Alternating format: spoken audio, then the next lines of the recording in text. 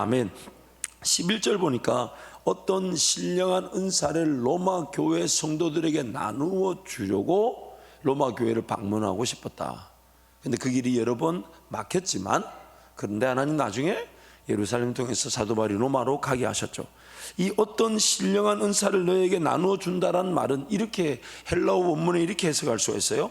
어떤 영적인 은사들을 당신들과 함께 갖기 위하여. 왜냐하면 은사를 결정하고 나누어 주시는 분은 성령 하나님이십니다.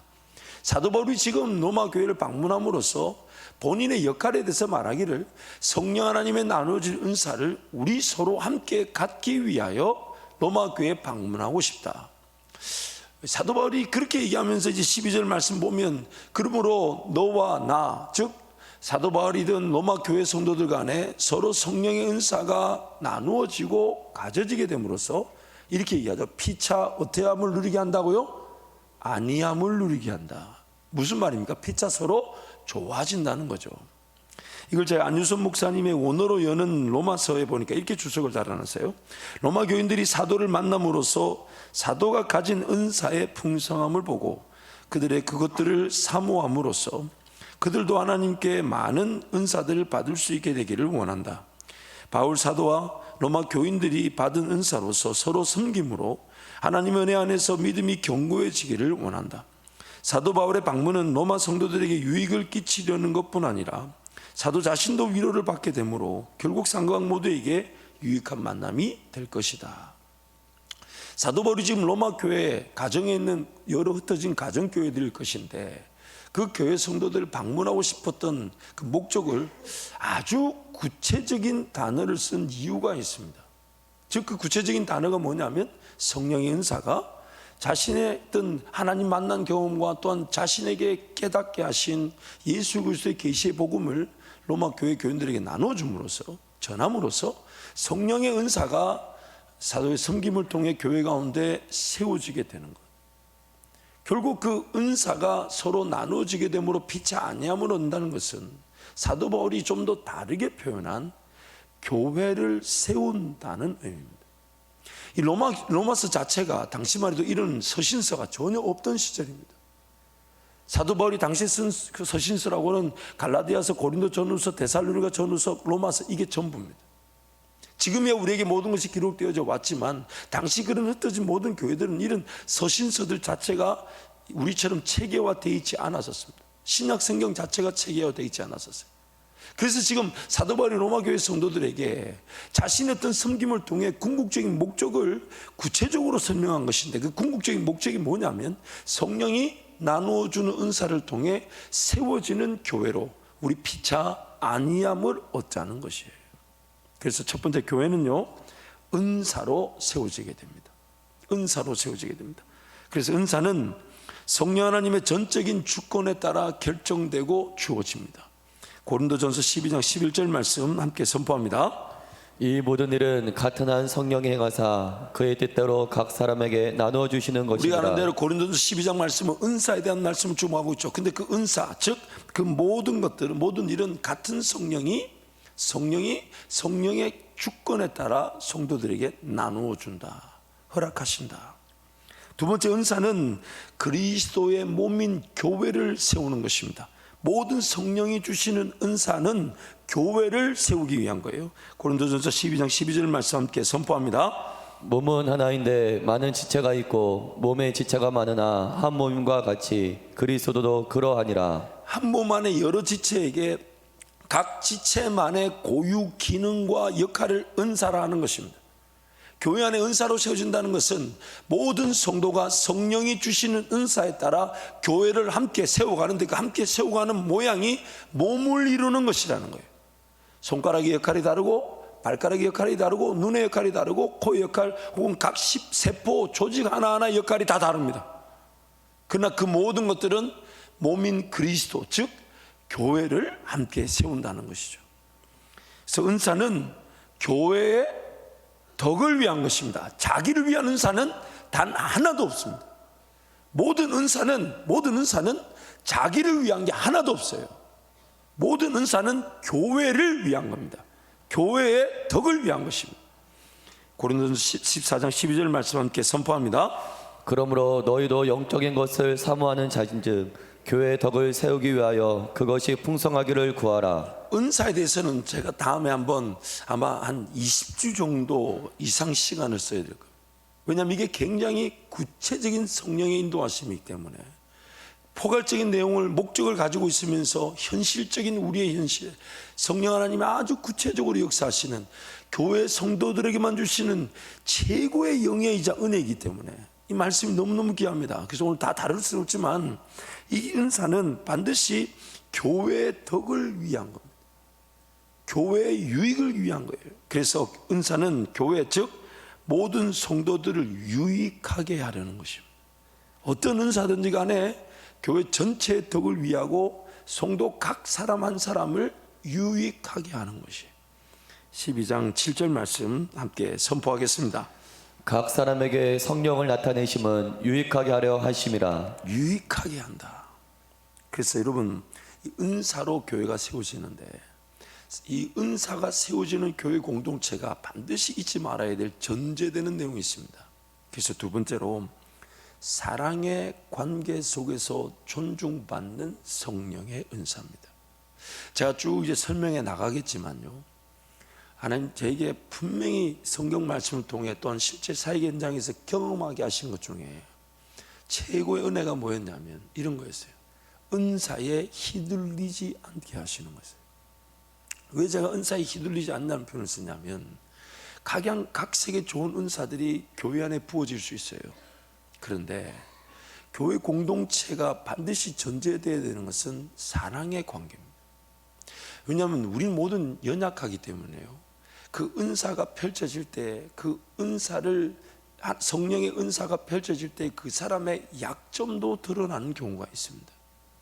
그런데 그 사람의 약점이 드러났을 때 사랑의 관계가 아니면 그 성령의 은사가 오히려 큰 수치와 부끄러움과 무너짐이 됩니다.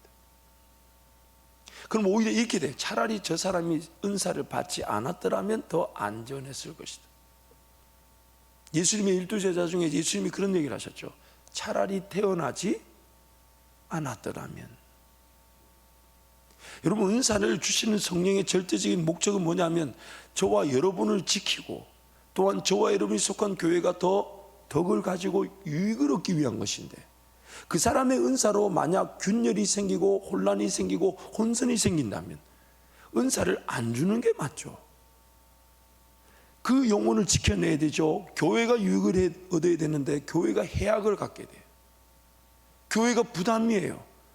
분명히 은사는 은사 같은데 그 사람이 뭔가 일한다 하면 뭔가 불협화음이 일어나고 관계가 깨지고 아파하는 사람이 생기고 그 혼선이 생겨요.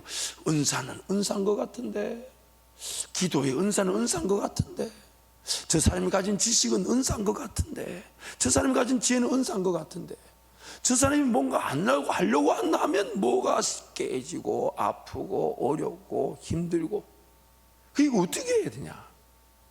잊지 마세요. 그래서 여러분 교회는 질서가 있고요. 왜냐하면 성령께서 자유케 하시지만 우리는 성령의 그 절대적인 자유에 그 인도하심에 온전히 순종할 줄 모르는 죄인들이에요. 그래서 성령 하나님께서 현실적인 우리의 영적 형편에 따라 질서라는 것, 즉 권위라는 걸 세워두셨어요. 그래서 그 질서와 권위 속에서 영적인 자유를 향해 함께 걸어가게 하시는 거죠. 우리 모두는 그 자유함에 온전히 자유할 수 없는 죄인들이에요. 그래서 성령께서 알아서 하실 것이다. 성령께서 그냥 다 조정하실 것이다. 그런데 모든 성도들은 그 성령의 자유하심 안에 하나가 될 만한 능력을 전혀 가지고 있질 않아요. 그래서 교회 안에 불편하지만 질서라는 게 있고 권위라는 게 있는 겁니다. 그래서 그 질서 안에 그래서 이름 잊지 마세요. 아무리 좋은 은사가 있다 해도 심지어 그 사람이 병을 고친다 해도 그래서 우리 교회 딱 와서 목사님 저는 이 병을 고치는 은사가 있습니다. 그 제가 봐도 예전에 교회 섬기던 교회 혹은 사역에서 병을 고치는 은사가 있었던 것 같아요. 그럼 저는 이렇게 부탁할 겁니다. 우리 교회에 충실히 뿌리를 내려주시고 성도들과 사랑하며 은혜의 공동체를 이루어 주십시오. 성도들로 하여금 인정받아 주십시오. 그래서 담임 목사가 인정하는 것이 아니라 교회와 성도 공동체가 당신의 은사가 인정되고 존중될 만큼 깊이 뿌리를 내려주셔서 교회 안으로 더 적극적으로 들어와 주시고, 교회 안에 더 사랑해 주시고, 교회 안에 더 뿌리를 내려주시고, 교회 안에 더 헌신해 주시고, 교회에 빨리 몸이 되어 주십시오. 연합해 주십시오. 생각해 보세요, 여러분. 만약에요, 제 이렇게 이식될 수 있는 몸의 기관들이 좀 있잖아요. 뭐 예를 들어 한번 눈이라고 해보죠. 그래서 이 눈이 있지만, 눈이 아무리 건강해도 내 몸에 맞지 않으면 그 건강한 눈이 내 몸에 들어올 수가 없습니다. 눈이 아무리 기능이 좋아도 그 이식되는 눈이 우선적으로 가져야 될 요건은 내 몸과 맞는가 하는 거예요. 내 몸과 연결이 될 수 있는가 하는 거예요. 그래서 여러분, 은사는 반드시 추구되어져야 되지만 반드시 전제되어야 되는 것은 사랑의 관계입니다. 사랑의 관계. 그래서 여러분 성도들, 은사에 휘둘리지 마세요. 아무리 좋은 은사도 어차피 그 사람께 아니에요. 성령께서 주신 것인데, 만약 그 은사가 불편하게 만들고 관계를 깨어지게 만들고 어려움을 자초하는 거라면 사랑해주고 기도해주고 기다리되 그 은사의 활용의 기회는 잠시 인내하는 게 좋습니다. 은사를 가지신 어떤 성도들이든 혹은 은사를 성령 하나님께 받으시든 간에 반드시 우리 사역자와 저와 상의해 주십시오. 그 시기를 결정하는 것은 하나님이 아시나, 만약 아무리 좋은 은사를 가졌다 해도 사랑의 관계가 형성되어 있지 않으면 그 은사로 문제가 일어날 뿐 아니라 그 은사로 일하는 사람을 놓쳐버리게 됩니다. 엄청난 아픔이에요. 제가 그것 때문에 아파하는 분들 제법 많이 만나봤어요. 어떤 권사님이 제가 LA에서 사역을 할 때 저희 교회에 오셨어요. 오셔가지고 이렇게 보니까 그동안 어떤 신앙생활인지 제가 잘 몰라요. 그런데 한 2년 3년 이렇게 지켜보니까 기도의 자리도 남다르신 것 같고, 또 주님과의 관계도, 또 교회 구성원들과의 관계도 너무너무 좋으셨어요. 아, 참 귀한 분이다. 이렇게 이제 지켜보고 있는데 어느 날 어떤 새가족이 한 분이 오셔가지고 저한테 잠깐 얘기할 수 있냐고. 뭐냐 했더니 혹시 저 권사님 어떤 분인지 모르냐고. 그 제가 좋은 분으로 이렇게 우리 교회 아주 지금 뜨겁게 주님 사랑하시며 신앙생활 잘 하시는 것 같다고 했더니 그게 아니라고. LA에 있는 어느 한 교회가 저 권사님 때문에 부흥하게 됐는데 새벽 기도 마치면 저 권사님한테 기도 받으려고 200명씩 300명씩 줄 서 있었다는 거예요. 치유의 은사가 나타나고 기도의 은사가 나타나니까 이 권사님이 거기서 새벽 기도 마치면 이렇게 했는데, 제가 충격이었던 게 뭐냐면 그 권사님 정신과 진료를 받고 계셨어요. 제가 그분한테는 그 얘기는 안 했어요. 물론 이제 나중에 그분이 치유가 되셨는데 정신과 진료를 받으셨어요. 저는 그런 과거에 그런 어떤 하나님의 은혜가 있었는지 몰랐어요. 단지 지금 기도하시면서 기도 부탁하신 것은 본인이 조금 이렇게 힘들어서 정신과 도움을 좀 받고 있다, 이 정도만 알고 있었어요. 그러나 주님과의 관계나 기도의 관계는 참 좋으셨어요. 뭐가 그를 힘들게 한 겁니까? 끈끈한 사랑의 관계가 아니면요, 은사자들이 지켜지지가 않아요. 지켜지지가 않아요. 오히려 그 사람을 잃어버릴 수가 있습니다. 그래서 항상 여러분 교회 안에 먼저 들어와야 됩니다. 왜냐하면 몸이잖아요. 그럼 나의 최우선순위는 뭡니까? 영양분을 공급받는 건데, 영양분을 공급받는 건데, 그럼 영양분을 공급받는 기본적인 구조가 어떻게 되어 있습니까? 몸인 그리스도의 몸인 교회의 연결이에요. 연결. 사랑하고 섬기고 교제하고 나누며, 그래서 목장이라는 게 있는 겁니다. 우리 교회 구성원 전체가 하나에 연결되기 위해서는 우리의 정해진 대예배, 대모임도 중요하지만, 그러나 모세혈관과 같은 목장 모임들이 서로 교제하고 한 사람 한 사람 말을 나누며 삶을 나누며 기도 제목을 나누며 하나님의 인도하심을 나누는 그 목장이 있는 거예요. 거기에서부터 여러분 영양분이 공급되기 시작하는 거예요. 거기서부터 여러분의 삶에 하나님 은혜가 기도 제목으로 나누어지기 시작하는 거예요. 거기서부터 하나님의 놀라운 능력이 맛보아지는 것입니다. 왜냐하면 목장은 교회의 한 부분이기도 하지만 그 자체가 작은 교회입니다. 그래서 목자라고 부르는 거예요. 예수님의 목자 되심을 따라가는 일이기 때문에 목자라고 부르는 거예요.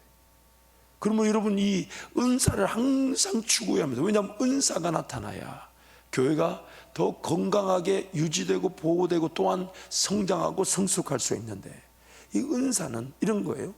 영양분이 공급되지 않은 채 기능을 감당할 수 있는 몸의 어떤 기관도 존재하지 않아요. 항상 사랑의 공동체로 연결되어 있어야 되고 영양분을 공급받아야 합니다.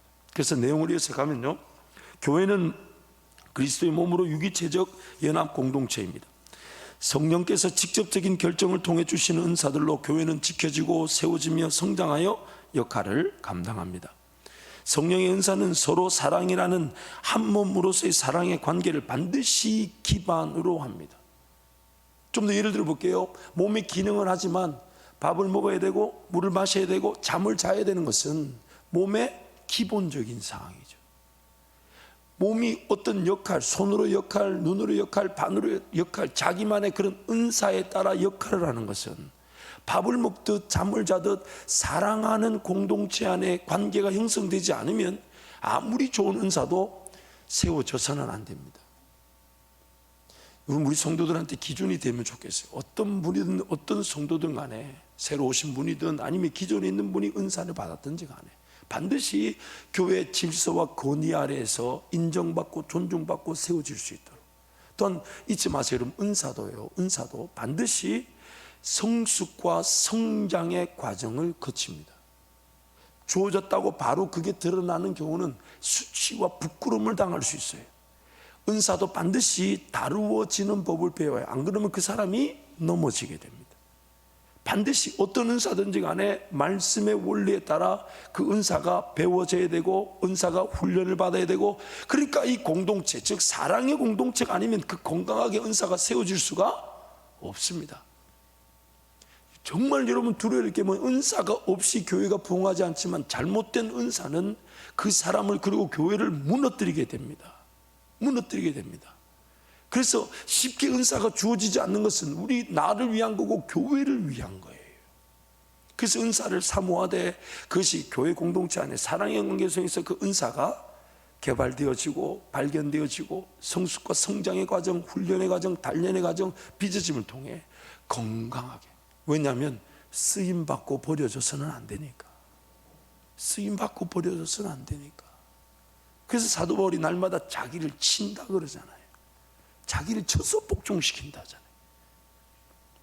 성령의 은사는 관계가 형성되어 있지 않은 상태에서의 은사 추구와 역할 감당은 몸의 분열과 혼선을 야기합니다. 성령의 은사가 사모되어지고 기도되어져 나타나지 않으면 사랑의 관계가 형성 혹은 지속되지 못합니다. 관계가 우선입니다. 관계를 통해 안전이 확보되어질 때 은사가 존중되어지며 인정받을 수 있습니다. 교회 성도들이 서로 사랑의 관계라면 성령의 은사는 반드시 나타나게 되어 있습니다. 그래서 여러분 깊이 교회 안에 들어오시되 또한 서로 사랑하시면서 은사를 사모하십시오. 각양각색의 은사가 여러분 각 개인에게 최고의 은혜로 성령께서 주실 것입니다. 그래서 성령 하나님께서 적절한 은사들을 통해 관계가 형성되게 하시고 형성된 관계가 서로 사랑하여 한 몸이 될 수 있도록 인도하시며 한 몸인 교회 전체의 역할을 통해 지역사회와 세상을 섬기게 하십니다.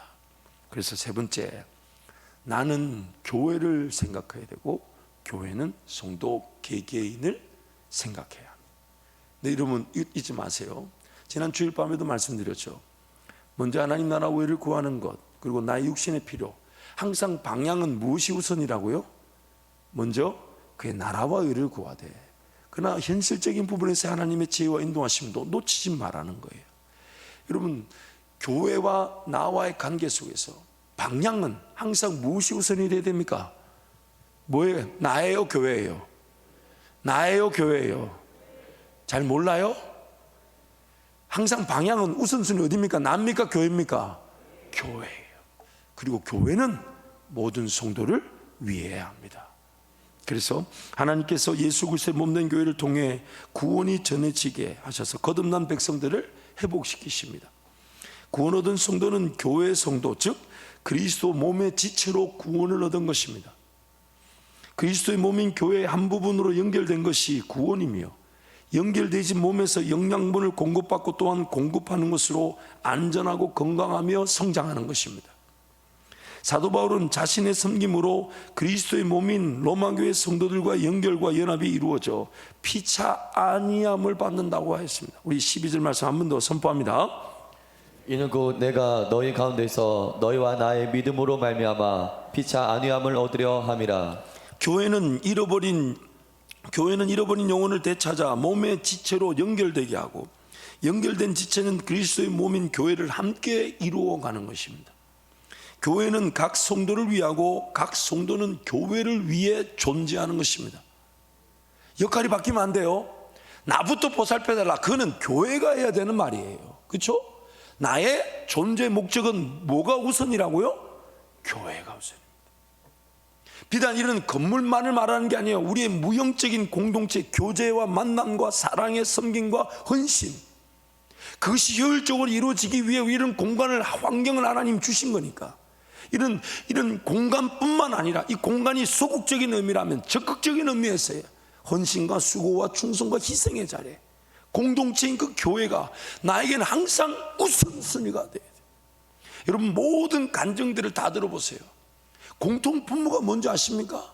그가 은혜를 받고 그가 결정적인 회복의 기회, 인생의 전환점이 되는 능력의 기회, 권세, 이 모든 것들이 공통 분모가 있어요. 그 모든 은혜가 나타났던 사람들이 가장 우선적이 여겼던 게 뭐냐면 교회를 사랑한 사람들, 교회를 사랑했던 사람들.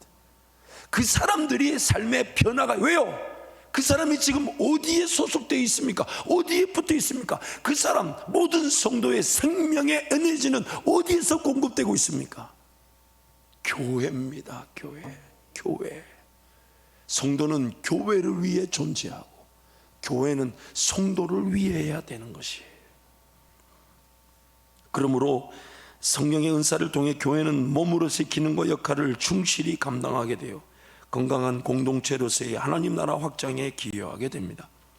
각 성도는 성령께서 주시는 은사를 발견하되 관계 속에서 서로 사랑의 은혜를 누림으로 연약한 가운데 성령의 은사가 안전하게 열매를 맺도록 은혜를 간구해야 합니다. 모든 성도는 은사를 사모하고 사랑의 관계를 유지해야 하기 때문에 자신의 모든 은행이 교회의 덕과 성도들의 유익을 저해하지 않도록 은혜를 구해야 합니다.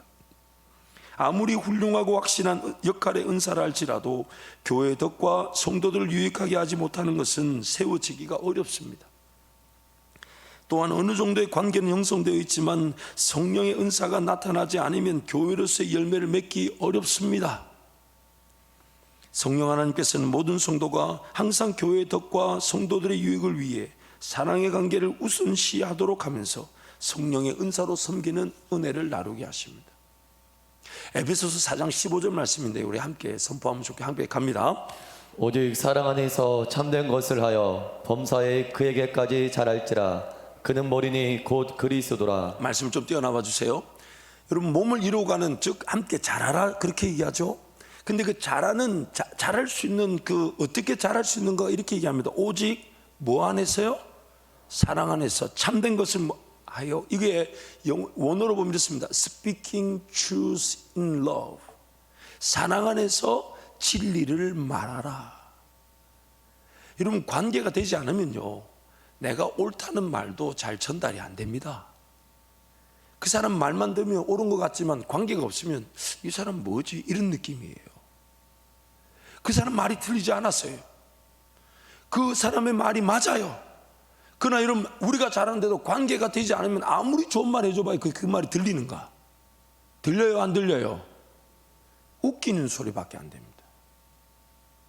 잊지 마세요. 내 말이, 내 의견이 관철되지 않는다는 것이 힘든 게 아니에요. 내 말이 왜 관철되지 않는가가 힘든 거예요. 그렇다면 오늘 전제가 뭐가 돼야 된다고요? 오직 뭐 안에서요? 사랑 안에서. 모든 은사는 이 사랑 안에서 시작되어져야 합니다. 그래서 성도들, 그래서 항상 잊지 마세요. 꿈은 당장 이루어지지 않아도 하나님은 오늘 나에게 먼저 요구하고 계신 게 항상 있습니다. 먼저 그 나라와 그 의를 구하지만 구체적으로 그 나라와 그 의가 뭔지는 몰라도 오늘 현실적인 자리에서 죽을 수 있고 포기할 수 있고 내려놓을 수 있는 게 있어요. 성령의 은사가 언제 어떻게 나에게 주어질지는 몰라도 오늘 모든 성도에게 요구되어진 건 서로 뭐 하는 겁니까? 뭐 하는 거예요? 사랑하는 겁니다. 사랑하는 것. 이 코로나 중에도 사랑의 기회는 반드시 존재할 것입니다. 우리 옆에 분 한번 봐주세요.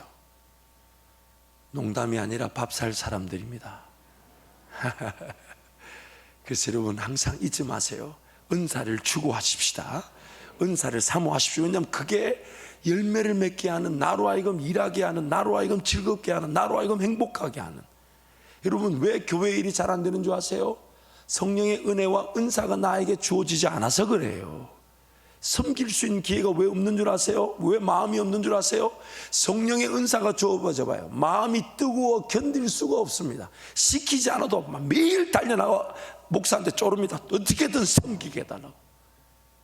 그런데 그 은사가 왜 안 주어질까요?